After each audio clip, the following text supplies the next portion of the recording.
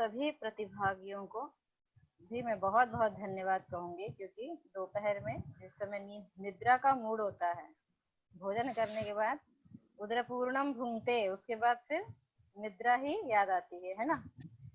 ऐसे में भी आप सभी एकदम समय पर यहाँ उपस्थित हुए हैं, तो आपका बहुत बहुत धन्यवाद। इसके साथ आज की कक्षा हम आरंभ करते हैं। हम संप्रदान संज्ञा पढ़ रहे थे। कल के सत्र में संप्रदान संज्ञा के सभी सूत्र पूर्ण हुए। कुछ उपपद विभक्ति के भी सूत्र पूर्ण हो गए थे। इनमें से 2 सूत्र हमारे रह गए थे, ठीक है। उपपद चतुर्थी विभक्ति के 2 सूत्र अवशिष्ट रह गए थे। पहले हम उन 2 सूत्रों को करके फिर आगे बढ़ेंगे, ठीक है। कल के पाठ के विषय में कुछ पूछना है किसी को? तो हम सीधे कक्षा शुरू करते हैं आज की। पूछना है किसी को? ठीक है, चलो तो आगे हम शुरू करते हैं। आज का हमारा सूत्र है मन्य कर्मण्यनादरे विभाषा प्राणिषु। क्या सूत्र है? बोलिए। मन्य कर्मण्यनादरे विभाषा प्राणिषु। मेरी आवाज पहुंच रही है आप लोगों तक? जी आ रही है। ठीक है, हाँ। तो सूत्र क्या है? बोलिए। मन्य कर्मण्यनादरे विभाषा प्राणिषु। हाँ, मन्य कर्मण्यनादरे विभाषा प्राणिषु। हाँ, इसमें पदच्छेद ऐसे होगा कि मन्य कर्मणि अनादरे विभाषा अप्राणिषु, इस प्रकार से विग्रह होगा, ठीक है। सूत्र का अर्थ क्या कर रहे हैं? सिद्धांत कौमुदी में अर्थ किया है अप्राणिषु। अप्राणिषु मतलब प्राणी, मतलब समझते हैं ना, चेतन, ठीक है। चेतना जीवो लक्षण। हाँ, ठीक। तो प्राणी, न प्राणी अप्राणी, ठीक है ना। तो जो प्राणी नहीं है, अप्राणिषु, प्राणी वर्जे, उसी को क्या कहा है? प्राणी वर्जेषु। प्राणी वर्जे मन्यते कर्मणि चतुर्थी वा स्यात् तिरस्कारे, ठीक है। प्राणी वर्जे मन्यते कर्मणि चतुर्थी वा स्यात् तिरस्कारे। प्राणी को छोड़ करके मन्यते है, मन्य धातु है, मन धातु है, तो मन्यते है मन धातु का जो कर्म, उस कर्म में चतुर्थी विभक्ति हो जाएगी तिरस्कारे। अनादरे है, मन्य कर्मणि अनादरे। अनादरे का अर्थ होता है तिरस्कारे, ठीक है। तो इस प्रकार अर्थ क्या हुआ आपका कि अनादर गम्यमान हो रहा हो तो मन्य धातु के प्राणी वर्जित कर्म में, मन्य धातु का जो कर्म हो वो प्राणी नहीं होना चाहिए। तो प्राणी वर्जित और कुछ यदि कर्म बन रहा है तो उस कर्म की चतुर्थी विभक्ति हो जाएगी विभाषा, विकल्प से होगी, ठीक है। विकल्प से चतुर्थी विभक्ति हो जाएगी। उदाहरण क्या दिया है? नत्वाम तृणम मन्ये, नत्वा तृणाय मन्ये, ठीक है। चतुर्थी विभक्ति विकल्प से, चतुर्थी विकल्प से होगी, मतलब जिस पक्ष में चतुर्थी विभक्ति हो जाएगी तो तृणाय चतुर्थी होगी, और जिस पक्ष में चतुर्थी नहीं हुई उस पक्ष में कर्म है तो कर्म में कर्मणि द्वितीया से द्वितीया हो जाएगी, तो तृणम हो गया, ठीक है। तो इस प्रकार नत्वा तृणम मन्ये और नत्वा तृणाय मन्ये, ठीक है। अब यहाँ कह रहे हैं कि मन्ये, मन धातु है, मन धातु का प्रयोग होने पर तिरस्कार गम्यमान होना चाहिए, अनादर होना चाहिए, ठीक है। अनादर कैसे है यहाँ पे? नत्वा तृणम मन्ये का अर्थ क्या हुआ कि मैं तुम्हें तिनके के बराबर भी नहीं समझता हूँ। जब किसी से लड़ाई हो रही हो, गुस्सा आ रहा हो, तो ऐसे ही बोलते हैं ना, तुम मेरे लिए तिनके के बराबर भी नहीं हो, बोलते हैं ना ऐसे। तो ये जो बात है कि मैं तुम्हें तिनके के बराबर भी नहीं समझता हूँ, तो उसको हमने, मतलब सामने वाले को तिनके की भी उपाधि नहीं दी, बल्कि उससे भी नीचे उपाधि हमने दी। तो ये क्या हुआ? एक प्रकार से सामने वाले का तिरस्कार हुआ, है ना। तो जब तिरस्कार, यहाँ पे फिर क्या कह रहे हैं? तो तिरस्कार गम्यमान हो रहा है, ठीक है। तृणादपि अधमत्व प्रतीते है तिरस्कारातिशय।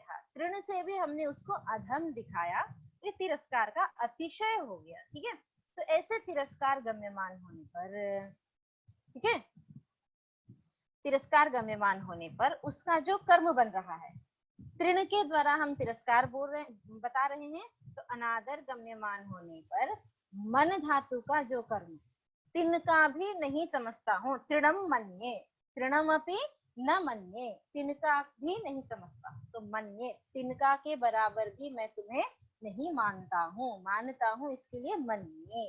तो मन्य धातु का मन्य धातु का कर्म हुआ तृण। तो ये जो मन्य धातु का कर्म है तृण, उस तृण के द्वारा आप क्या कर रहे हैं, अनादर बता रहे हैं, किसी का आप अनादर कर रहे हैं। ठीक है, तो अनादर इस प्रकार गम्यमान होने पर वह जो तृण है, उस तृण में मतलब तृण जो कर्म है उसमें चतुर्थी विभक्ति करनी है। ठीक है, तो चतुर्थी, तृण में चतुर्थी हुई, ये कब होगा, जब जो कर्म है, कर्म क्या है, तृण, वो प्राणी नहीं होना चाहिए। क्या नहीं होना चाहिए, प्राणी नहीं होना चाहिए। अप्राणिषु कहा है, मन्य कर्मण्य अनादरे विभाषा अप्राणिषु, मतलब क्या कि वो प्राणी नहीं होना चाहिए। तो तृण प्राणी तो है नहीं, तो प्राणी वर्जित आपका कर्म है तृण, उस तृण के द्वारा कर्म से अनादर गम्यमान हो रहा है। तो इस प्रकार मन्य धातु है, तो मन्य मन्य कर्मणि अनादरे विभाषा अप्राणिषु इति सूत्रेण, इस सूत्र से क्या हो जाएगा, कर्म में चतुर्थी विभक्ति विकल्प से हो जाएगी। जब चतुर्थी विकल्प से होगी तब तृणाय बन जाएगा, और जब चतुर्थी नहीं होगी तो कर्म में तृणम ही बन जाएगा। ठीक है, इस प्रकार आपका उदाहरण क्या हुआ, न त्वा तृणम मन्ये, मैं तुम्हें तिनके के बराबर भी नहीं समझता हूँ, और न त्वा तृणाय मन्ये, इसका भी वही अर्थ हुआ कि मैं तुम्हें तिनके के बराबर भी नहीं समझता हूँ। तो इस प्रकार यह सूत्र अनादर यदि गम्यमान, मतलब हम किसी का जब तिरस्कार करेंगे तभी इस सूत्र से चतुर्थी विभक्ति होगी। ठीक है, जब हम तिरस्कार नहीं करेंगे बल्कि क्या कहेंगे, इदम तृणम अस्ति या तृण सदृशः अयम। ठीक है, तृणम जब हम वास्तविकता में बताएंगे कि यह तृण है, तो हम तृण को ही तृण कह रहे हैं, तो ये तिरस्कार नहीं है। ठीक है, लगता है ये तिनका है, मतलब लगता है, ऐसा जब बोलते हैं ना, लगता है कि ये ऐसा हो सकता है, तो ऐसा जब हम कहते हैं कि लगता है कि मन्ये एषः कृष्णः, लगता है कि ये कृष्ण है, तो मन्ये, यहाँ पर भी मन्ये धातु का प्रयोग तो हुआ है, लेकिन मन्ये एषः कृष्णः। ठीक है, तो लगता है कि ये कृष्ण है, तो यहाँ पर हम तिरस्कार नहीं कर रहे हैं। ठीक है, एनम अहम कृष्णम मन्ये, मुझे ऐसा लगा कि यह कृष्ण है तो मैं इसे कृष्ण मानता हूँ, मैंने इसे कृष्ण समझ लिया। एनम कृष्णम मन्ये, मैंने इसे कृष्ण समझ लिया। ठीक है, यहाँ तिरस्कार नहीं हो रहा है, तो तिरस्कार जब नहीं होगा तब वहां चतुर्थी नहीं है, सिर्फ तिरस्कार जब गम्यमान हो रहा होगा तभी चतुर्थी और द्वितीया दोनों हो जाएगी। समझ में आया, समझ में आया सूत्र का तात्पर्य और उदाहरण। ये वैकल्पिक सूत्र है क्या? हाँ हाँ, विभाषा कह रहे हैं ना, और यहाँ, विभाषा। हाँ, यहाँ जो मन्य कर्म, ये व्यक्ति यहाँ नहीं होना चाहिए, तो व्यक्ति को अगर तिरस्कार करेंगे तो उसमें द्वितीय ही होगी क्या हमेशा? हाँ, प्राणी अप्राणीशु कहा है, मतलब प्राणी नहीं होना चाहिए। यदि प्राणी होगा मतलब व्यक्ति कोई पुरुष होगा या स्त्री, जो भी पशु भी होगा, तो भी हमेशा द्वितीय ही हो जाएगी, विकल्प नहीं होगा। जैसे अगर मान लीजिए हम कह, जैसे हम प्रकाश हैं, तो प्रकाश कुंभकर्ण हम प्रकाश को कुंभकर्ण मानते हैं, तो हम प्रकाशम कुंभकर्णम मन्ये, यहाँ हाँ, कुंभकर्णाय नहीं होगा, नहीं होगा, क्योंकि वो प्राणी है, आप प्राणी का निर्देश करके तिरस्कार कर रहे हैं, तो वहां नहीं होगा। तो अब इसी विषय में, ये जो आपका प्रश्न है, इसी में थोड़ा सा आगे चलते हैं। आगे वहां एक वार्तिक पढ़ी हुई है, क्या क्या कहते हैं कि अप्राणीशु जो कह रहे हैं, आप अप्राणीशु ऐसा न कह के आप क्या कह दीजिए, तो कह रहे हैं नौकाक अन्न शुक श्रृगाल वर्ज्य श्रुति वाच्यम।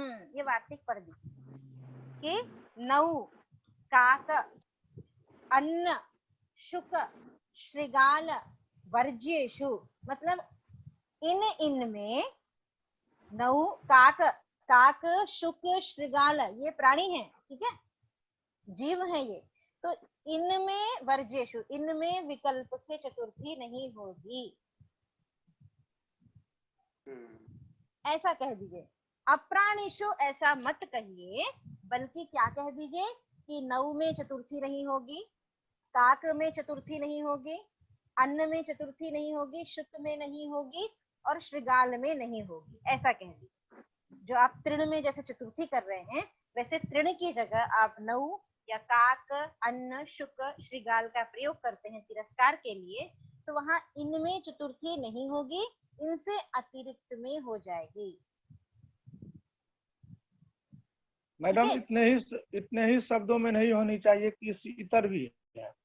हाँ हाँ नौ काक काक जैसे है तो ये पक्षी विशेष के बारे में बता रहा है, या श्रृगाल ये पशु विशेष के बारे में, या ये मात्र ये प्राणी को ही वर्जित कर रहा है।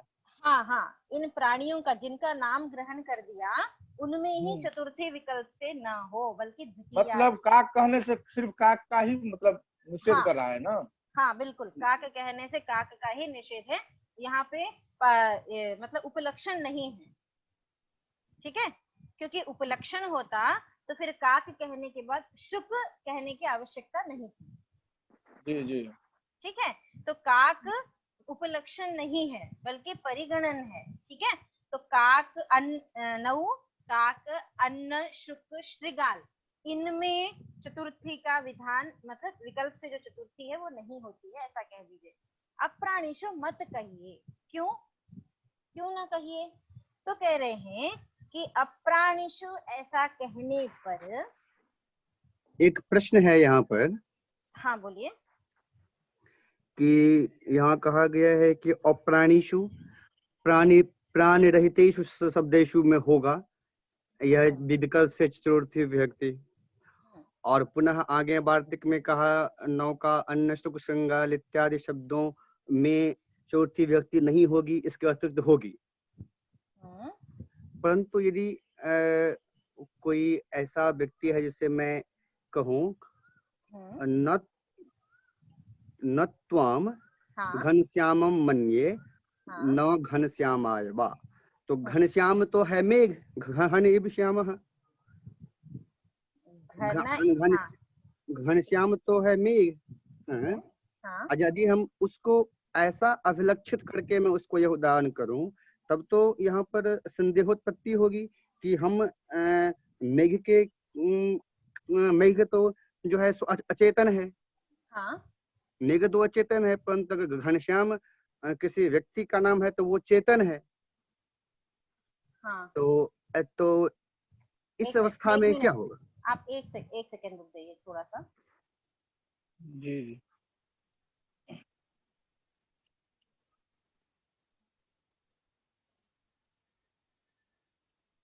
हाँ बोलिए, आपका प्रश्न क्या है? हेलो। हाँ हाँ बोलिए, आपका प्रश्न क्या है, फिर से एक बार। हाँ, मेरा प्रश्न था कि यदि मैं किसी व्यक्ति को अभिलक्ष्य करके यह कहूँ कि न त्वाम घनम मन्ये घनाय वा, तो घन नाम तो मेघ का है। ठीक है, आप लक्षणा के द्वारा प्रयोग करना चाह रहे हैं, ठीक है। घन नाम तो किसी व्यक्ति का भी हो सकता है। अच्छा ठीक है। हाँ, तो यहाँ तो घन है अचेतन और वहाँ घन है चेतन, तो ऐसी अवस्था में क्या होगा? आप क्या करना चाह रहे हैं कि घन जो अचेतन है जी, मतलब बादल जी, उसको मान करके आप किसी मतलब चेतन प्राणी विशेष का आप तिरस्कार करना चाह रहे हैं। जी, ऐसा आप चाह रहे हैं? जी। हाँ, तो वाक्य क्या बनाएंगे आप? न त्वाम घनम मन्ये घनाय वा। अच्छा, नत्वा घनम मन्ये मतलब मैं आपको बादलों के समान नहीं मानता हूँ। हाँ, ठीक है। हाँ, हाँ, तो यहाँ पे आप जो घन कह रहे हैं, घन से आप एक ही अर्थ ले सकते हैं, शक्यार्थ और लक्षणार्थ दोनों नहीं ले सकते हैं। ठीक है, तो जब आप बादलों को आप कहेंगे, इन्होंने क्या कहा, अप्राणिषु यदि ऐसा प्रतिषेध करते हैं तब तो ठीक है। घन में अब घन क्या है, प्राणी नहीं है, नहीं। इस कारण से यहाँ पे हो सकता है घनाय और घनम, ठीक है। लेकिन अब हाँ, नत्वाम घनम मन्ये नत्वाम घनाय मन्ये, लेकिन हाँ। हाँ, लेकिन जब इन्होंने वार्तिक का परिगणन किया, वार्तिककार का तात्पर्य क्या कह रहे हैं ये, कि आप परिगणन कर दीजिए। क्या परिगणन कर दीजिए, तो कह रहे हैं कि अप्राणिषु ऐसा न कह के बल्कि नऊ काक अन्न शुक्र श्रृगाल इनमें इनका ही प्रतिषेध कीजिए, अन्यों का प्रतिषेध मत कीजिए, ठीक है। तब घन इसमें परिगणन ना होने से इसमें भी चतुर्थी हो ही जाएगी, कोई दोष नहीं है, चाहे आप वार्तिक कहिए चाहे आप अप्राणिषु कहिए, ठीक है। तो प्रतिषेध नहीं होगा, दोनों हो जाएगा, घनम मन्ये और घनाय मन्ये। लेकिन लेकिन लेकिन अगर कोई घन व्यक्ति होगा तो वहाँ तो वो तो प्राणीवाचक हो जाएगा, तो वहाँ तो फिर प्रत्यापत्ति होगी। हाँ, यदि प्राणीवाचक घन लेंगे तो चूंकि वो प्राणी है इसलिए वहाँ चतुर्थी नहीं होगी, फिर वहाँ द्वितीया ही होगी, या यह प्रयोग ही असंगत हो जाएगा।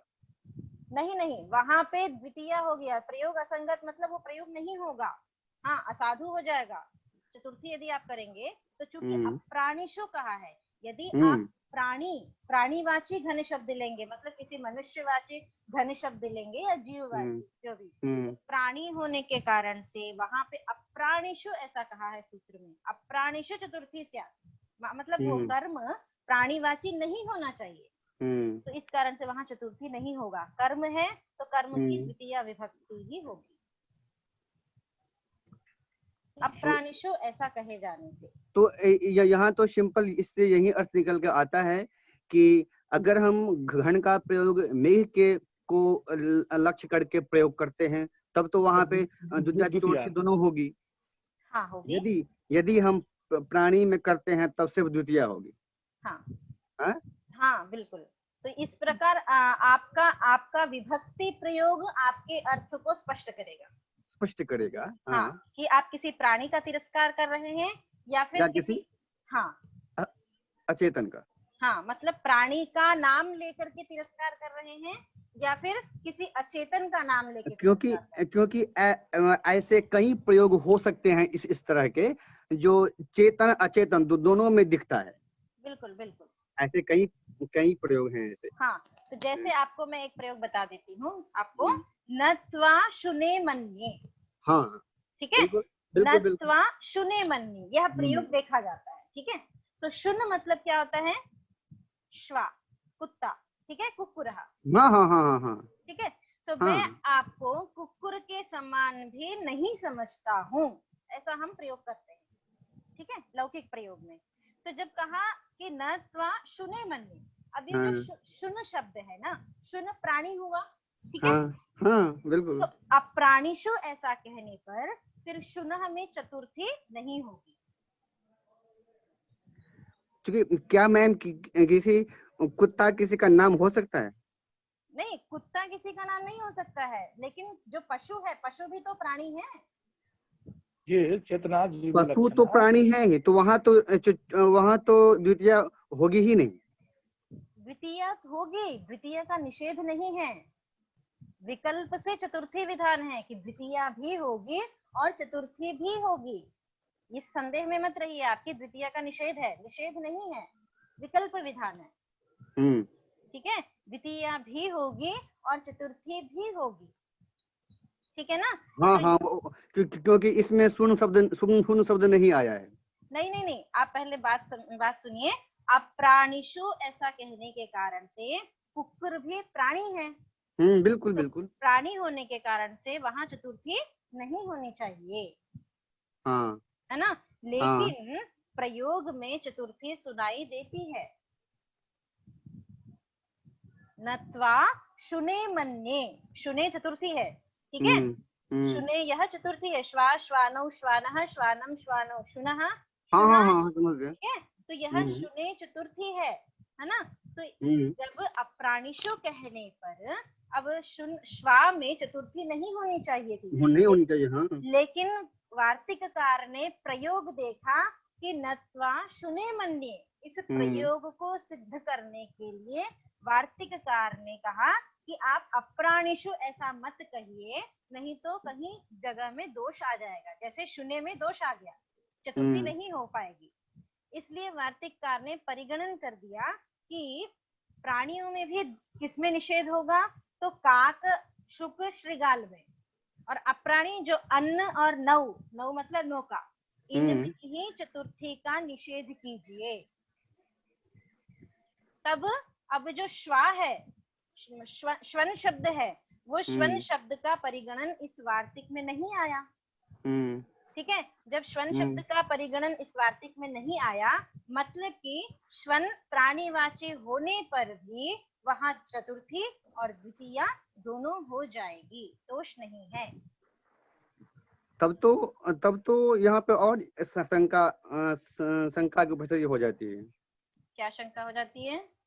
कि यदि हम प्राणी, यहाँ सूत्र में प्राणी रहित कहा गया है और वार्तिक में कहा गया है कि वार्तिक में जितने शब्दों का परिगणन किया गया है, सिर्फ इतने ही शब्दों में प्राणीवाचक होने पर भी चतुर्थी व्यक्ति होगी। इसके अतिरिक्त जो प्राणीवाचक शब्द है, उसमें अगर दिखता है ऐसा प्रयोग तो वो सही है। हाँ, यदि प्रयोग दिखता है तो आपको साधु उसको इसी वार्तिक से साधु बताना पड़ेगा।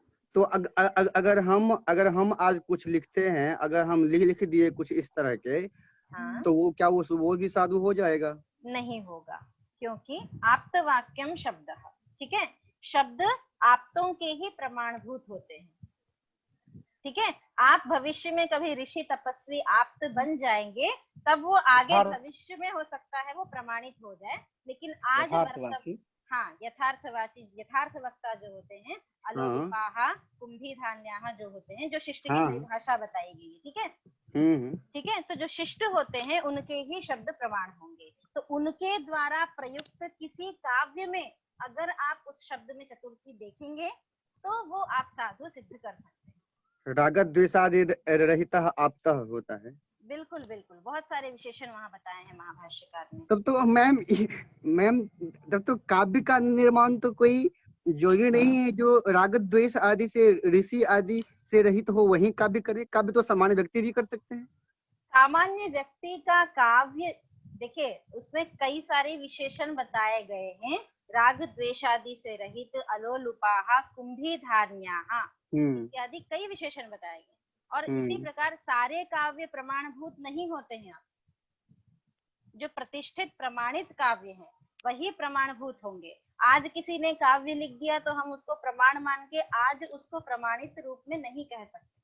और यदि आज के काव्य की आप प्रमाणिकता देंगे भी तो भी उसको कोई प्रमाण रूप में नहीं मानेगा, वो प्राचीन काव्यों को ही प्रमाण माना जाएगा। ठीक है, तो आज का काव्य यद्यपि मान लीजिए वो प्रमाणित स्थिति में हो भी, तो भी काव्य तत्व पर आश्रय है, काव्य तत्व पर आश्रित वह काव्य का निर्माण, उस काव्य का निर्माण किया गया है, तब भी उसकी मान्यता नहीं होगी, प्रामाणिकता नहीं होगी। मान्यता होगी, प्रामाणिकता नहीं होगी। अच्छा, प्रमाण देने के लिए तो आपको अपने इतिहास को ही देखना पड़ेगा। ठीक है, ठीक, हाँ, तो आगे चलें। आपके संदेह का निवारण हुआ या किसी और को कोई संदेह है?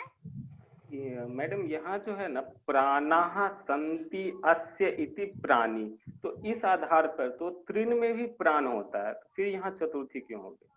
हाँ, तृण में प्राण तो होता है, लेकिन वो श्वसन प्रक्रिया जो है ना वो उसमें नहीं होती है। श्वसन नहीं समझे? सांस लेने की? हाँ, श्वसन प्रक्रिया, इंद्रिय आदि इत्यादि जो है वो उसमें नहीं।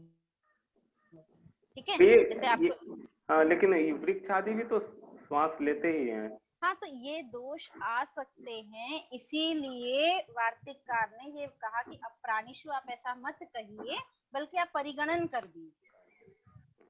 इस प्रकार के दोष आ सकते हैं, ये वार्तिककार ने देख के इसीलिए कहा कि अब प्राणिशु आप ऐसा मत कहिए। इसका प्रत्याख्यान भी कर दिया है। ठीक है, ठीक है ना?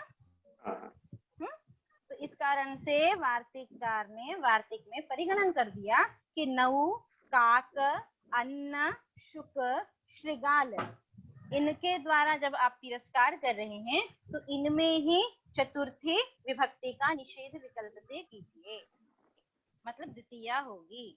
जैसे नत्वा नावम मन्ये, नौ का प्रयोग जब होगा, नौका के द्वारा आप जब तिरस्कार करेंगे तो नत्वा नावम मन्ये।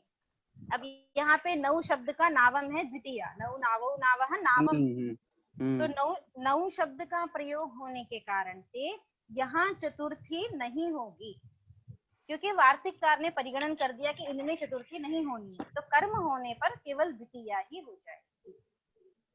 ठीक है, तो नत्वा नावम मन्ये। ऐसे ही नत्वा काकम मन्ये, मतलब मैं आपको कौवे के बराबर भी नहीं समझता हूँ। अब यहाँ काका ये चतुर्थी नहीं होगी, कभी भी नहीं होगी। ठीक है, इस प्रकार ही नत्वा अन्नम मन्ये, नत्वा शुकम मन्ये, नत्वा श्रीगालम मन्ये। समझ में आया? किसी को और कोई संदेह?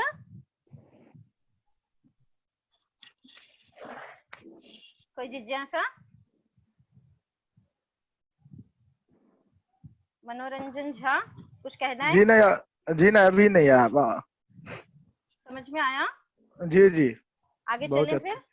जी हाँ चलो, तो इस प्रकार आपका यह सूत्र पूर्ण हुआ। क्या? मन्य कर्मण्य नादरे विभाषा प्राणिषु। शु ये जी। सूत्र आपका पूर्ण हुआ। नत्वा तृणम मन्ये, नत्वा तृणाय मन्ये। इसका आप दैनिक प्रयोग करते भी हो, जब किसी से क्रोध या ईर्ष्या या गुस्सा आता है तो आप बोलते भी हो, अरे वो मेरे लिए कुछ नहीं है, मैं उसको तो कुछ समझता ही नहीं हूँ अपने साथ, है ना? ऐसा जो बोलते हो वही प्रयोग है। ठीक है, चलो आगे चलते हैं हम। अब आगे जी। सूत्र है गत्यर्थ कर्मणि द्वितीया चतुर्थ्यौ चेष्टाया मनध्वनि। ठीक है, जी। गत्यर्थ कर्मणि द्वितीया द्वितीय चतुर्थ्यौ चतुर्थो चेष्टायां चेष्टायाम अनध्वनि। मनध्वनि। अनध्वनि, अनध्वनि। जी। ठीक है, चेष्टायाम अनध्वनि। ठीक है, अध्वा मतलब मार्ग, अध्वा मतलब मार्ग। ठीक है, न, हाँ, न अध्वनि अनध्वनि, ध्वनि। न अनध्व, अध्वा मतलब मार्ग, अध्वन शब्द है। ठीक है, तो न अध्वनि, अध्वनि सप्तमी है, न अध्वनि अनध्वनि, ऐसा विग्रह वाक्य होगा। ठीक है, नए समास। तो क्या अर्थ क्या कर रहे हैं? देखिए सूत्र में, अध्वनि गत्यर्थानां कर्मणि एते चेष्टायाम। हाँ, अध्वभिन्ने गत्यर्थानां कर्मणि एते स्तः चेष्टायाम।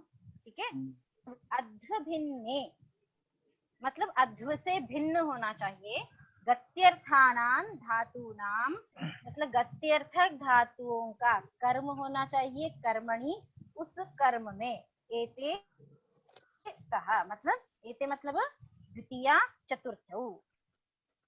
ठीक है, एते मतलब द्वितीया चतुर्थौ स्तः चेष्टायाम, चेष्टा गम्यमान होने पर। ठीक है, इस प्रकार अर्थ क्या हुआ कि अध्वभिन्न, क्या? अध्वभिन्न, अध्व मतलब मार्ग। ठीक है, चेष्टा जिनकी क्रिया हो, चेष्टायाम मतलब क्रिया में चेष्टा होनी चाहिए। ठीक है, बैठे बैठे आप सोच रहे हैं कि हाँ मैं गांव गया था या मैं गांव जाऊंगा, तो ये आप केवल मन में सोच रहे हैं, यहाँ पे क्रिया चेष्टा व्यापार नहीं। ठीक है, तो चेष्टायाम, चेष्टा गम्यमान होने पर, चेष्टा जिनकी क्रिया हो, ऐसे गत्यर्थक धातुओं में, गत्यर्थक मतलब गच्छति व्रजति इत्यादि धातुओं के प्रयोग में मार्ग रहित कर्म होना चाहिए, मतलब मार्ग कर्म नहीं बनना चाहिए, तब द्वितीय और चतुर्थी ये दो विभक्तियां होती हैं। उदाहरण क्या कह रहे हैं? ग्रामम ग्रामाय वा गच्छति। क्या उदाहरण बताया? ग्रामम ग्रामाय वा गच्छति। हाँ, ग्रामम ग्रामाय वा गच्छति मतलब द्वितीय होगी तो ग्रामम गच्छति और चतुर्थी होगी तो ग्रामाय गच्छति, इस प्रकार बन जाएगा। ठीक है, अब हम सूत्र के अर्थ को समझते हैं कि ये सूत्रार्थ में क्या कह रहे हैं। ठीक है, तो क्या कह रहे हैं? गत्यर्थ कर्मणि, गत्यर्थक धातु होना चाहिए गच्छति या व्रजति, उस धातु का, गच्छति या व्रजति गत्यर्थक धातु का जो कर्म है, क्या है? ग्राम। ठीक है, वह जो कर्म है वह कर्म अध्वा मतलब मार्ग नहीं होना चाहिए, मतलब मार्गम गच्छति, मार्ग कर्म नहीं बनना चाहिए। जैसे हम कह सकते हैं कि मार्गम गच्छति, है ना, तो यहाँ पर मार्ग कर्म नहीं बनना, यदि बना हो तब, मार्ग कर्म न हो तो यहाँ पे तो क्या है, ग्रामम कर्म है, ठीक है। उस ग्रामम कर्म की चेष्टायाम, चेष्टा होनी चाहिए, मतलब ग्रामम गच्छति, वह सच में गांव जाता है तभी होगा, बल्कि वो घर में बैठे बैठे ये सोचे कि हाँ मैं गांव जा रहा हूँ या मैं गांव जाऊंगा, तब वहां पे चेष्टा नहीं है, ये सिर्फ मानसिक व्यापार है। तो केवल जहां मानसिक व्यापार होगा वहां यह सूत्र नहीं लगेगा, मतलब इस सूत्र की प्रवृत्ति नहीं होगी। तो जहां चेष्टा आपको दिखाई देगी तो ग्रामम गच्छति, जब वास्तव में वो ग्राम जाता है, जा रहा है, तभी वहां पर क्या होगा, चतुर्थी और द्वितीया होगी, और मार्ग कर्म नहीं बनना चाहिए, ठीक है। तो इस प्रकार अध्व भिन्ने मतलब मार्ग भिन्न, गत्यर्थक धातु हो, गत्यर्थानाम कर्मणि मार्ग भिन्न कर्म में द्वितीया और चतुर्थी होती है चेष्टा गम्यमान होने पर, ठीक है, समझ में आया। आगे उदाहरण में समझते हैं हम। जैसे अब यहाँ कहा अनध्वनि कहा ना, तो अध्वा, अध्वा मैंने क्या बताया, मार्ग को, मार्ग, ठीक है। फिर ये न देश विशेषेण प्राप्यम ग्रामादिकम प्राप्यते, जिस देश विशेष से, मतलब जैसे ग्रामम गच्छति, ठीक है, गांव को, गांव जाने के लिए हम रास्ते से ही तो जाएंगे जी, ठीक है। तो जी, जो हमारा प्राप्य है, प्राप्य क्या है, प्राप्त करने योग्य क्या है, ग्राम, ग्राम, गांव जाना, है ना। तो जो प्राप्य है उस प्राप्य को, प्राप्यम ग्रामादिकम प्राप्यते, उस प्राप्य को प्राप्त कराने वाला क्या है, वह देश विशेष मार्ग है, ठीक है। तो वह देश है उसी को अध्वा कहा है, और वह जो मार्ग है, मार्ग कर्म नहीं बनना चाहिए। यद्यपि वो मार्ग से जा रहा है, लेकिन वाक्य प्रयोग में जब मार्गम गच्छति, मार्ग जब कर्म बनेगा तो वहां केवल द्वितीया ही होगी, चतुर्थी नहीं होगी, ऐसा कह रहे हैं, ठीक है, ठीक है।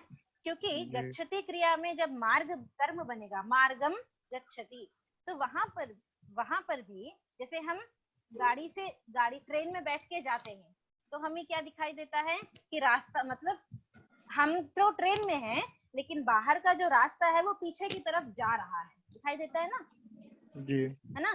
तो ऐसे जब मार्ग तब हम क्या बोलते हैं, मार्गम गच्छति, है ना, मतलब मार्ग, ये जो पूरा रास्ता है वो पीछे की तरफ जा रहा है। तो इस प्रकार जब मार्ग कर्म बनेगा तब चतुर्थी नहीं बल्कि कर्मणि द्वितीया से द्वितीया ही होगी, ठीक है।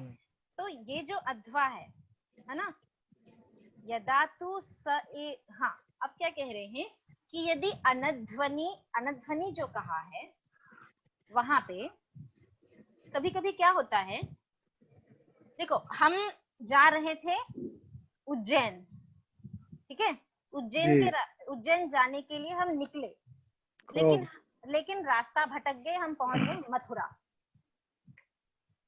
ठीक है। तो इसको क्या कहते हैं, उज्जयिनीम प्राप्तुम प्रस्थितः, मोहात मतलब अज्ञान से, रास्ता न पता होने से, तन्मार्गात् प्रच्युतः, हम रास्ता भटक गए, मार्गांतरम प्रविष्टः, हम किसी और रास्ते में पहुंच गए, तम परित्यज्य पुनरुज्जयिनीम मार्गम आक्रमितुम इच्छते तदा अनध्वनि इति निषेधो न भविष्यति। मतलब उज्जैन जाने के लिए निकले और रास्ता भटक गए, और लेकिन जब पता चला कि सही रास्ता कौन सा है, तब हम दोबारा सही रास्ते पे जब आ रहे हैं तब प्रयोग क्या करते हैं हम, उत्पथेन पंथानम गच्छति, उत्पथेन पंथानम गच्छति, ठीक है। उत्पथेन मतलब गलत रास्ते से मैं सही रास्ते को जा रहा हूँ, ठीक है। तो अब यहाँ पर देखिए पंथानम मतलब मार्गम कर्म बन रहा है और चेष्टा क्रिया भी है, देवदत्तः उत्पथेन पंथानम गच्छति, जैसे ग्रामम गच्छति वैसे ही, समझ में आया, जी जी, समझ में आ रहा है ना। तो जी। इस प्रकार के प्रयोग में पंथानम जो है कर्म बन रहा है। ठीक है, तो जब पंथा, इन्होंने क्या कहा था, अनध्वनि, मतलब पंथानम जब कर्म बन रहा हो तो चतुर्थी नहीं होगी, है ना। लेकिन यहाँ पे जो है उत्पथेन पंथानम गच्छति, यहाँ पर पंथानम में द्वितीया भी हो जाएगी, चतुर्थी भी हो जाएगी। कैसे हो जाएगी, है ना, संदेह है कि कैसे हो जाएगी। तो कह रहे हैं उत्पथेन उज्जयिनीं प्राप्तुम अशक्तः उत्पथम परित्यज्य उज्जयिनी मार्गम प्रवेशुम तदीयम मार्गम अनुसरति। क्या अर्थ हुआ कि गलत रास्ते पर वो पहुंच गया था, लेकिन उस गलत रास्ते से वो उज्जैन नहीं पहुंच सकता है। जब उसको पता चला तब उसने क्या किया, सही मार्ग को चुना। ठीक है, सही मार्ग का अनुसरण किया। तो यहाँ पर उज्जयिनी मार्गस्य कह रहे हैं कि गंत्राधिष्ठितत्वम, यहाँ पे अनध्वनि से क्या लेना है आपको, तो कह रहे हैं गंत्राधिष्ठितत्वम। यहाँ पे मूल में देखिए पंक्ति दी है, गंत्राधिष्ठिते अध्वनि एव अयम निषेधः। गंत्राधिष्ठिते अध्वनि एव अयम निषेधः।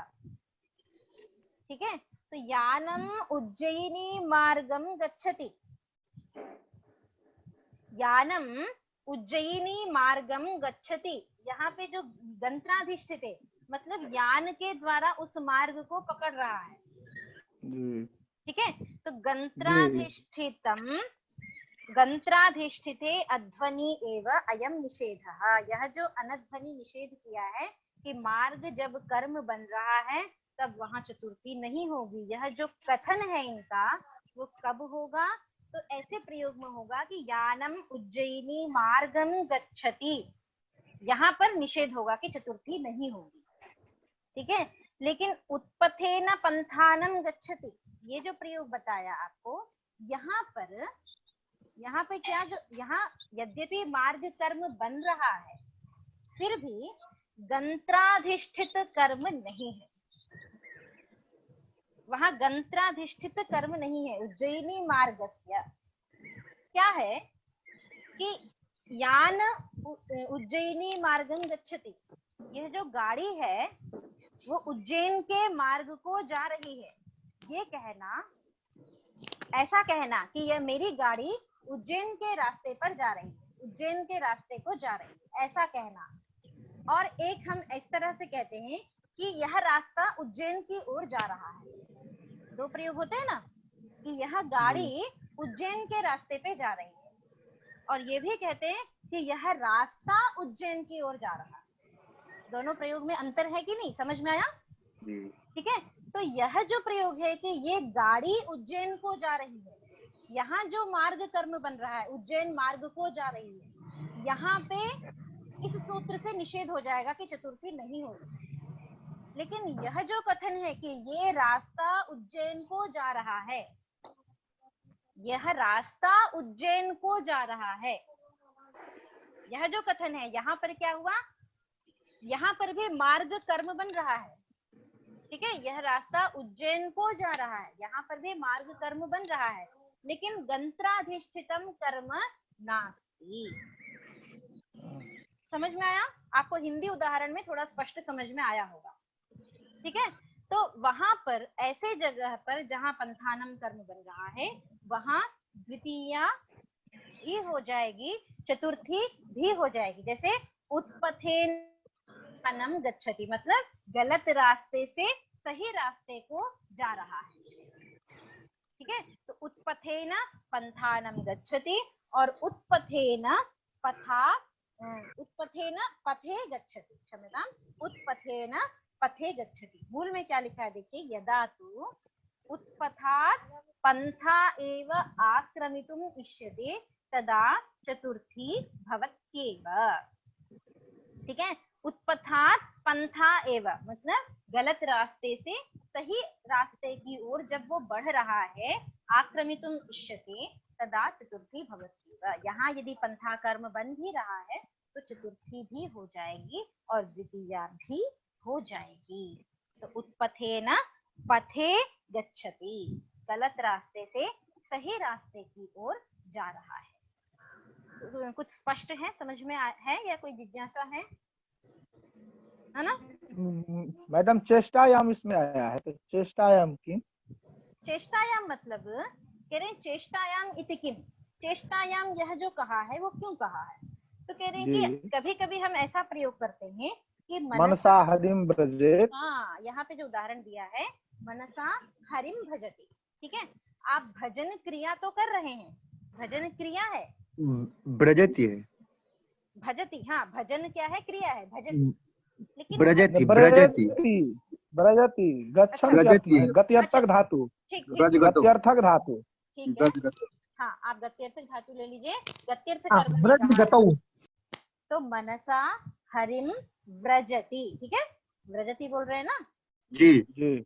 हाँ, तो मनसा हरिम व्रजति, व्रजति गत्यर्थक धातु है और गत्यर्थक धातु का कर्म कौन बन रहा है, हरि बन रहा है। तो गत्यर्थ कर्मणि द्वितीय चतुर्थ्यो स्यात् अनध्वनि चेष्टायाम, ठीक है। तो लेकिन यहाँ पे भजन क्रिया में जब किसी प्रकार की चेष्टा नहीं हो रही है, यदि वो आंख बंद करके निश्चेष्ट होकर के यदि वो भजन मतलब ध्यान मग्न है, तब वहां द्वितीय और चतुर्थी दोनों नहीं होगी, केवल द्वितीय ही होगी कर्म में। और लेकिन यदि वो भजन क्रिया में वो क्या कहते हैं, जब भजन करना मतलब कि गाना गा रहे हैं या पूजा पाठ में मंत्र उच्चारण कर रहे हैं, हाथ में मंजीरा बजा रहे हैं, ढोल बजा रहे हैं, तो ये सारी क्या है, चेष्टाएं हैं। क्या मानसिक चेष्टा नहीं माना जाएगा? मानसिक चेष्टा, यही कह रहे हैं कि चेष्टा तो मानी जाएगी, लेकिन यहाँ चेष्टा का फिर तात्पर्य क्या होगा यहाँ पर? यहाँ पे चेष्टा का तात्पर्य होगा कि इंद्रियादि के द्वारा यदि आप किसी प्रकार की चेष्टा कर रहे हैं तो गात्र विक्षेप आदि क्रिया जो होता है, गात्र विक्षेप, हाँ गात्र विक्षेप के द्वारा यदि क्रिया कर रहे हैं तभी आपकी द्वितीय और चतुर्थी होगी।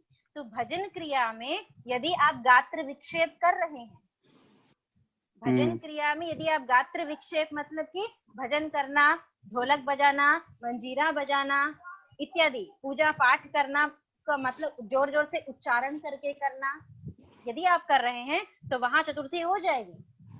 लेकिन आप निश्चेष्ट होकर के मानसिक रूप से यदि भजन कर रहे हैं मतलब कि ध्यान कर रहे हैं, तो वहां न हो जाए, इसको स्पष्ट करने के लिए यहाँ पे चेष्टायाम ऐसा ग्रहण किया है आचार्य ने। हरि ओम।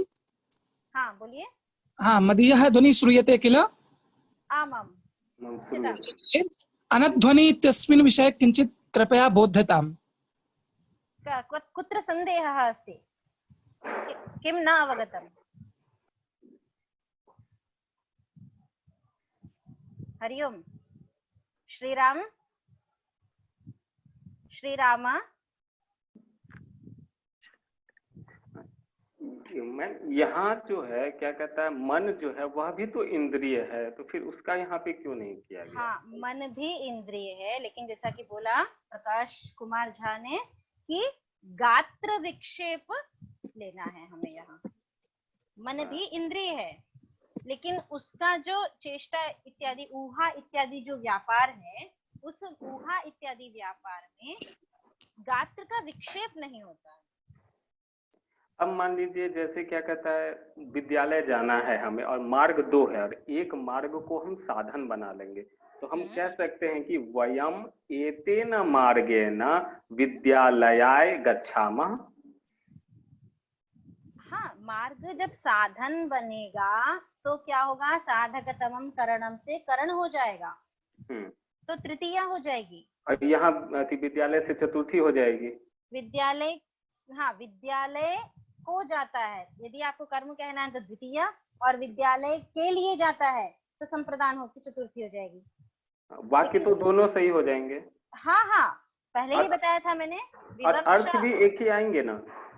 अर्थ भी नहीं, अर्थ भेद हो जाएगा ना। जैसे विद्यालय को जाता है, आपको विद्यालय जाना इष्टतम होगा। अच्छा, यहाँ बस ऐसे ही जा रहा है। नहीं, यहाँ विद्यालय के लिए जा रहा है, मतलब विद्यालय का कोई काम है तो उस विद्यालय के काम के लिए आप विद्यालय ही जाएंगे, ये जरूरी नहीं है। विद्यालय का कोई सॉफ्टवेयर का काम है तो आप किसी सॉफ्टवेयर के घर जाएंगे। विद्यालय का कोई फोटोग्राफी का काम है तो आप किसी कैमरामैन के पास जाएंगे। ठीक है, अर्थभेद हो जाएगा। ठीक है। हाँ, तो श्रीराम आप ऑनलाइन नहीं है, मेरी आवाज आपको नहीं सुनाई दे रही है? हेलो। हाँ, इन्होंने कहा कि अनध्वनि का दोबारा समझना है, तो और किसी को भी कुछ संदेह है क्या अनध्वनि में? थोड़ा ये स्पष्टता थोड़ा और ठीक है, स्पष्ट हो जाता तो अच्छा हो। ठीक है, मैं दोबारा हिंदी में आपको स्पष्ट रूप से समझाती हूँ। इसमें मैंने बहुत सारे संस्कृत शब्दों का प्रयोग कर दिया। जैसे हिंदी का मैंने आपको उदाहरण दिया, एक तो कि यह गाड़ी उज्जैन को जा रही है, तो यह गाड़ी उज्जैन को जा रही है, आप भी बैठ जाइए, ऐसा हम प्रयोग करते हैं। यह ट्रेन उज्जैन को जा रही है। ठीक है, तो यह गाड़ी उज्जैन मार्ग को जा रही है, ऐसा भी प्रयोग होता है। तो यहाँ पर भी मार्ग कर्म बन गया, यह गाड़ी उज्जैन मार्ग को जा रही है, यहाँ मार्ग कर्म है। और यह कहना कि ये रास्ता उज्जैन की ओर जा रहा है, ये रास्ता उज्जैन की ओर जा रहा है। ठीक है, मतलब उज्जैन मार्ग को यह मार्ग जा रहा है, यह मार्ग उज्जैन मार्ग को जा रहा है। मतलब वस्तुतः तात्पर्य क्या होता है कि रास्ता जाता नहीं है, लेकिन फिर भी हम उस मार्ग को वहां कर्म बनाते हैं अपने वाक्य में, मतलब वो कर्म रूप में हमें इष्ट होता है। ठीक है, तो ये दोनों प्रयोगों में मार्ग कर्म बन रहा है। लेकिन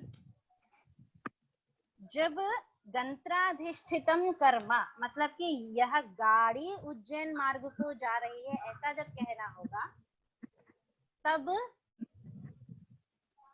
द्वितीया ही होगी, चतुर्थी नहीं होगी, क्योंकि मार्ग कर्म बन रहा है। मार्ग कर्म बनने पर कैसा कर्म बन रहा है? तो गंत्राधिष्ठितम कर्म, गंत्र को अधिष्ठित, अधिष्ठान मानकर, यंत्र, गंत्री मतलब यहाँ पे यान है, गंत्री। ठीक है, गंत्री मतलब गाड़ी, या फिर गंत्री मतलब कोई जा रहा है, गंत्री गंता जाने वाला। ठीक है, गंता जाने वाला, तो उसको अधिष्ठित मान करके जब हम मार्ग को कर्म बनाएंगे तब वहां द्वितीया ही होगी, चतुर्थी नहीं होगी। लेकिन ये जो प्रयोग है उत्पथेन पंथानम गच्छति, मतलब गलत रास्ते से सही रास्ते, मतलब जैसे कहते हैं कि ये रास्ता उज्जैन मार्ग को, उज्जैन रास्ता, मतलब यह मार्ग उज्जैन मार्ग को जा रहा है, मतलब उज्जैन की ओर जा रहा है। यहाँ पे कोई गंता नहीं है, यहाँ कोई जाने वाला नहीं है। ठीक है, जाने वाला यहाँ कोई नहीं है, हम सिर्फ रास्ता जा रहा है ऐसा बता रहे। तो ऐसे जगह मतलब कि यह रास्ता भटक गया था, अब ये सही रास्ते पे आ रहा है, उत्पथेन पंथानम गच्छति। तो ऐसे जगहों में द्वितीय और चतुर्थी दोनों हो जाएगी। यहाँ पे अनध्वनि से निषेध नहीं होगा। जैसे यानम उज्जयिनी मार्गम गच्छति, यहाँ पर मार्गाय चतुर्थी नहीं होगी। यानम उज्जयिनी पंथानम गच्छति द्वितीय ही होगी, पथे चतुर्थी नहीं होगी। लेकिन उत्पथेन पंथानम गच्छति द्वितीय भी हो जाएगी, और उत्पथेन पथे गच्छति चतुर्थी भी हो जाएगी। अब आप इसको एक बार कक्षा समाप्त होने के बाद में शाम के समय में थोड़े शांत दिमाग से एक बार पढ़ लीजिएगा। यदि आपके पास हिंदी व्याख्यान है तो हिंदी, संस्कृत में समझ सकते हैं तो संस्कृत में एक बार पढ़िएगा, आपको समझ में आएगा। और न समझ में आया हो तो आप दोबारा से कल की कक्षा में जब पूछना होगा जिज्ञासा के समाधान करने पर मैं आपका समाधान कर दूंगी। ठीक है, क्योंकि यदि मैं इसी को इस समय बार बार दोहराऊंगी तो कुछ छात्र को कंफ्यूजन भी हो सकता है। ठीक है, मैडम एक प्रश्न है, बोलो। गति और गत्यर्थक जो है हाँ। उनमें हम गति बुद्धि प्रत्यवसानार्थ सूत्र पढ़े हुए थे, उसे कर्म संज्ञा किए हुए थे। यहाँ पे जो है सो कह रहा है जो गत्यर्थ कर्मणि द्वितीया चतुर्थ, तो इस दोनों में गत्यर्थक दोनों तो गति के संबंध में ही तो कार्य कर रहा है। हाँ बिल्कुल। तो फिर वहां पे जब कर्म संज्ञा कर दिया गत्यर्थक धातु, तो फिर यहाँ पे तो ये कहना तो सही था ही नहीं। यहाँ पे तो सिर्फ संप्रदान संज्ञा चतुर्थी विभक्ति करके अपना काम कर देना चाहिए। देखो वहां क्या कर रहे थे, अणौ यह कर्ता सहणौ कर्म भवति कर रहे हैं, है ना। जी। अणौ यह कर्ता, अणौ में जो कर्ता था उस कर्ता की कर्म संज्ञा कर रहे थे वहां पे गति बुद्धि में, अनंत अवस्था की कर्ता की। हाँ ठीक है, अनंत अवस्था के कर्ता को नियंत अवस्था में कर्म संज्ञा। अनंत जो कर्ता था उस कर्ता की आप कर्म संज्ञा कर रहे थे नियंत अवस्था। ठीक है, यहाँ आप क्या कर रहे हैं, यहाँ पे पहली बात तो नियंत और अण्यंत चाहिए ही नहीं आपको। ठीक है, सामान्य नियंत भी होगा तो भी कोई दिक्कत नहीं है, अण्यंत होगा तो भी कोई दिक्कत, कोई दोष नहीं। दूसरी बात कि यहाँ जो कर्म है उस कर्म की हमें संप्रदान संज्ञा, अरे कर्म में चतुर्थी विभक्ति चाहिए, संप्रदान नहीं क्षम्यताम, कर्म में हमें चतुर्थी चाहिए। वहां कर्ता की कर्म संज्ञा चाहिए थी और कर्म होने पर द्वितीय होगी, लेकिन इस सूत्र से मतलब गत्यर्थ कर्मणि द्वितीय चतुर्थी, इस सूत्र से कर्म की ही कर्म में चतुर्थी विभक्ति चाहिए। दोनों सूत्रों में भेद है, अंतर है। स्पष्ट हुआ कि गति बुद्धि सूत्र से हम अण्यंत कर्ता की ण्यंत में कर्म संज्ञा कर रहे थे, लेकिन यहाँ पे जो गत्यर्थ कर्मणि द्वितीय चतुर्थी चेष्टाया मनध्वनि सूत्र है वहां कर्म में चतुर्थी का विधान कर रहे हैं। धातु दोनों गत्यर्थक है, सही है आपकी बात की धातु दोनों गत्यर्थक ही हैं दोनों सूत्रों में, लेकिन विधि दोनों में भिन्न है। वहां तो फिर मैडम यहाँ पे जो देवदत्तेन ओदनम पचयति जो है पाचयति है, तो फिर वहां पे जो ओदन कर्म यहाँ पे कर्म हुआ खाना, हाँ, और क्रिया वहां पे यहाँ पे पच धातु यहाँ पे क्रिया है और देवदत्त के द्वारा देवदत्त करता हुआ, तो फिर यहाँ पे जो है तो यहाँ पे भी उसी कर्म को जब हम ये करेंगे चतुर्थी विभक्ति, तो फिर ओदनम तो यहाँ पे कर्म किए हुए हैं तो ओदनम तो नहीं नहीं नहीं नहीं नहीं, क्या कह रहे हो आपकी देवदत्ते ना, हाँ हाँ वो थोड़ा सा उसको कौन सा कॉन्सेंट्रेशन चला, हाँ, मार्ग भटक गया। हाँ थोड़ा ध्यान दो कि गत्यर्थक धातुओं के प्रयोग में वहां क्या कह रहे थे, चलो उदाहरण क्या दिया तुमने, देवदत्तेन ओदनम, हाँ अपना उदाहरण पाचयति, बोलो देवदत्तः ओदनम पचति। ठीक है, सुनो पहले, देवदत्तः ओदनम पचति, ठीक है, रामः देवदत्तेन ओदनम पाचयति, यही होगा ना। जी जी, देवदत्तः ओदनम पचति, रामः देवदत्तेन ओदनम पाचयति। हाँ, अब तुम्हारा ये कहना है कि जो कर्म है ओदनम, उस कर्म में चतुर्थी विभक्ति करनी चाहिए, ये कह रहे हैं ना जी, ठीक है, उस कर्म में चतुर्थी विभक्ति होनी चाहिए, ये कह रहे हो। जी जी जी, तो गत्यर्थक धातुओं के कर्म में चतुर्थी होगी ऐसा कहना है तुम्हारा। जी जी, तो क्यों होगी यहाँ चतुर्थी, संदेह क्यों आया तुम्हें यहाँ पे। मैडम गत्यर्थक गतित्यादि किम जो है वहां पे हाँ? गति जो कह रहा है यहाँ पे क्यों है, तो ओदनम ओदनम के साथ जो है चतुर्थी विभक्ति का प्रयोग नहीं होगा वहां पे, यहाँ पे जब हम गत्यर्थक पहले तो देखो, ठीक है ठीक है, गत्यर्थक पहले तो कर्मणि देखो द्वितीया देवदत्तः चतुर्थी ओदनम से पचति।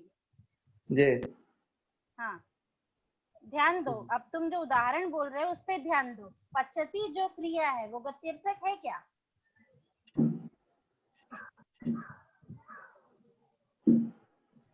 पचती जो क्रिया है वो गत्यर्थक जी है ही नहीं, जी जी है ना? तो जब जी गत्यर्थक है ही नहीं, तब वहां जो कर्म है उस कर्म में चतुर्थी कैसे हो जाएगी? लेकिन यहाँ पे देवदत्त जो है सो यहाँ पे करण है क्या? देवदत्तेन यहाँ पे देवदत्त से जो है सो तृतीया विभक्ति का प्रयोग किया है, देवदत्तेन। हाँ तो वो तो होगा ही ना, वो तो होगा ही ना, क्योंकि वो करता है ना, देवदत्त क्या हुआ? करता नियंतावस्था का है। है भाई। हाँ तो यहाँ पे तब तो आत्मने पद में रूप उसका जो है पच धातु का जो चलेगा तो पांच यते होगा, हाँ तो फिर यहाँ पे हाँ। पांच यति दिया है। क्या क्या बात ही नहीं क्या समझ में बोला आ आपने? रहा है क्या नहीं, पाचयते, पांच पाचयते आत्मनेपद नहीं होगा, अच्छा, पाचयति परस्मै पद भी होगा। तो यहाँ पे जब हम करण किए, यहाँ पे करण संज्ञा, तो यहाँ पे देवदत्त जब करण हो गया तो फिर यहाँ पे पच धातु से को तो आत्मने पद में प्रयोग करना चाहिए था।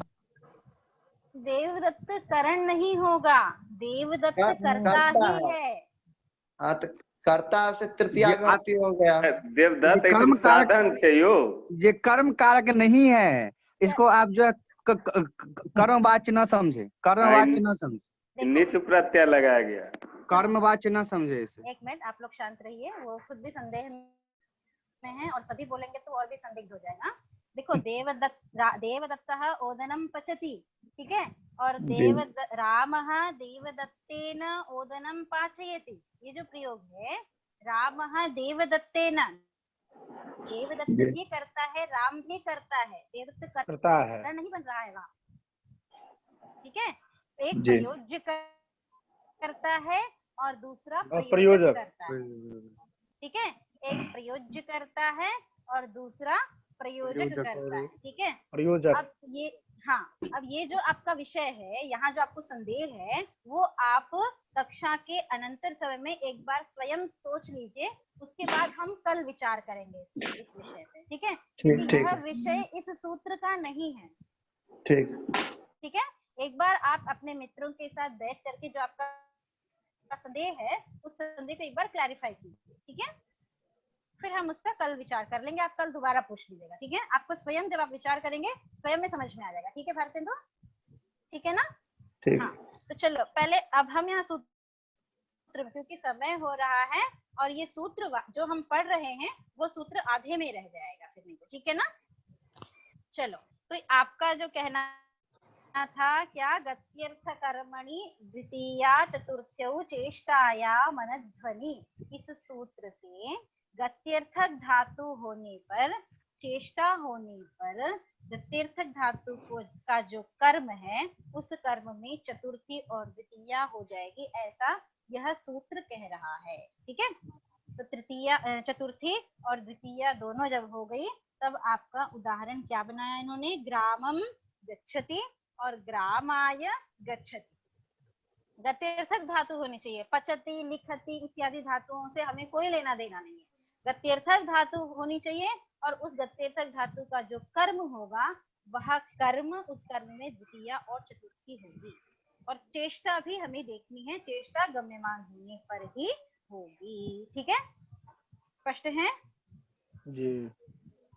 तो इस प्रकार आपका यह सूत्र पूर्ण होता है, गत्यर्थ कर्मणि द्वितीया चतुर्थ्यो चेष्टाया मनध्वनि। बहुत अच्छा है, अच्छा लग रहा है कि सभी उत्सुक हैं कक्षा में और ध्यान से अपनी सुन रहे हैं और जिज्ञासा भी कर रहे हैं, ठीक है, बहुत अच्छी बात है ये। तो चलो इस प्रकार इस प्रकार यह संप्रदान कारक और चतुर्थी विभक्ति दोनों ही पूर्ण हो गए हैं। ठीक है, संप्रदान जी। कारक और चतुर्थी विभक्ति दोनों पूर्ण हो गए हैं।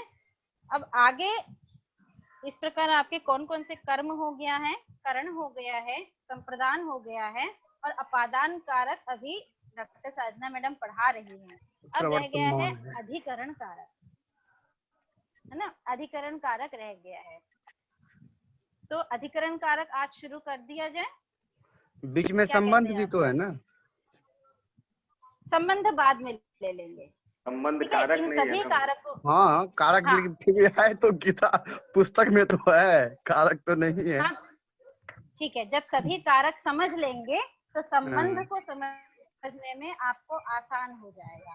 ठीक है, नहीं तो फिर ये जी। अधिकरण क्या है, बीच में अधिकरण में आपको संदेह होने लग जाएगा। ठीक है, जी, क्योंकि जी। संबंध में क्या कहता है, षष्ठी शेषे, शेष में षष्ठी होती है और शेष क्या है, शेष क्या है, अपादान, अधिकरण, संप्रदान, करण, इनसे अतिरिक्त संबंध। ठीक है, तो इनसे अतिरिक्त को समझने के लिए पहले इनको तो समझना पड़ेगा ना, उक्ताद अन्यः शेषः। है ना, उक्ताद अन्य। ठीक है, तो चलो तो अधिकरण पहले पढ़ेंगे, उसके बाद हम षष्ठी पढ़ेंगे। ठीक है, तो ये बताइए कि अधिकरण आज शुरू कर दिया जाए,